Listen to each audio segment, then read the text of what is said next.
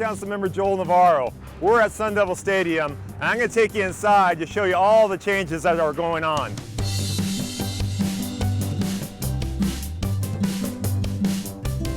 I'm inside the lobby of Sun Devil Stadium's Hall of Fame area, and I'm with Jay Thorne. And Jay, this is a great venue here, a new renovation for Sun Devil Stadium.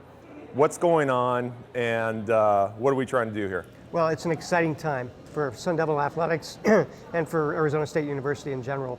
The renovation that's taking place at Sun Devil Stadium will be done over the course of 3 years, and so we're in the middle of phase 1 right now. It'll be wrapped up in time for the season to start.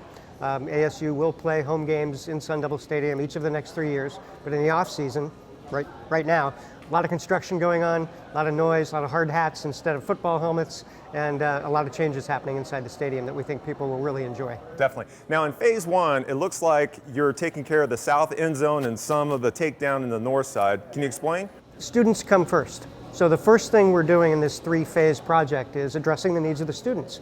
If you've been to Sun Devil games in the past, you know they've been in the lower deck and the upper deck at one end of the field.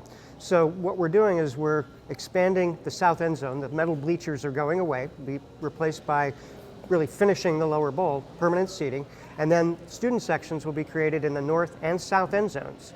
So we will have the largest student section in the Pac-12, and we will have students at both ends of the field creating distraction for the opponents. Nice, nice. You know, obviously that's the edge, you know, the hometown advantage, of course, to have that student section there.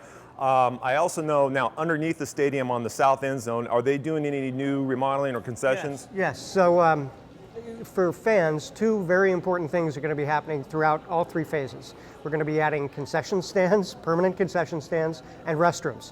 And so students are going to have a special student section restroom. The concessions underneath those old bleachers, which were carts, going to be replaced by permanent. The whole thing's going to open up to a little bit more airy feeling so you don't feel quite so closed in. But again, there'll be Wi-Fi throughout the student section and ultimately throughout the entire stadium as a part of this renovation. And a lot of other things that people won't see that are infrastructure items that were really way overdue in this old stadium. Right. Now in phase 2, will they be taking down some more parts of the stadium? Will they be adding more seating? What's going on in phase 2? So ultimately, and some of that is still being planned, but ultimately, most of what people recognize as the upper deck will be gone into 2 end zones. We'll still have upper decks on each side, the west and the east side of the stadium. And what people will notice is that there's going to be a huge student athletic facility at the north end of the stadium, in addition to the building that we're in now at the south end of the stadium.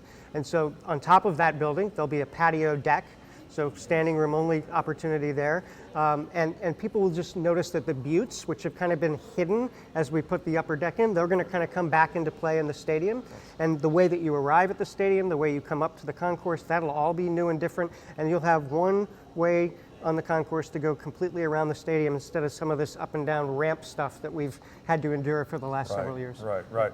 Now in the south end zone, the Tillman Tunnel is actually being taken away. What's going to happen with the Tillman Tunnel and the field layout? The Tillman Tunnel is going to remain. It's just going to be moved. And the reason it's going to be moved is domino effect. So the team is going to be moving from the east side in the sun to the west side in the shade. We'll let the visitors sweat it out in the sunlight. There you go. Let them experience Arizona in its rarest form.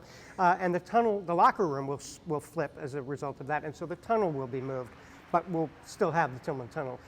Unfortunately, it'll be for the other team to stand in the sun though, and we'll be on the sideline with the shade. That's what we call home field advantage. That's right.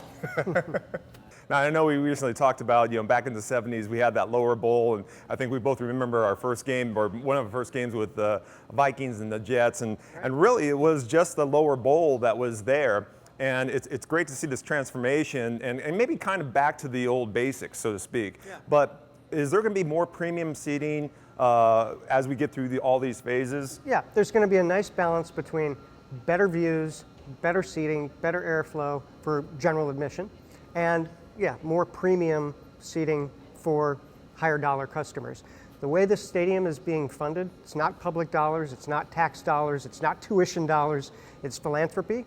It's some of the premium seating, and it's this thing called the Facilities District that's a real estate opportunity for the university where they will take revenue from that and put it into revamping not only Sun Devil Stadium, but other ASU athletics facilities. And that's a huge piece. And obviously we, being in the Valley, we understand, how stadiums operate and some of the do's and don'ts. And it seems like we really got it right down here at Arizona State University in downtown Tempe on doing something that's going to be good for the community, great for the students, and great for the fans. Yeah, and not a burden on the taxpayers. I mean, when we say that ASU is innovative and that Michael Crow takes a different approach to doing things, this is a great example of it.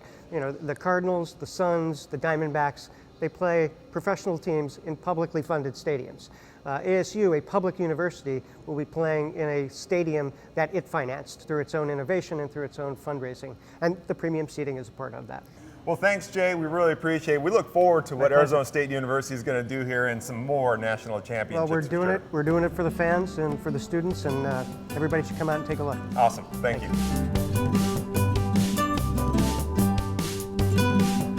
Hey, as you can see, there's a lot going on here at Sun Devil Stadium. So come on down, grab a ticket, and enjoy a game. And if you want more information, go to thesundevils.com and be caught up on all the latest and greatest that's going on here.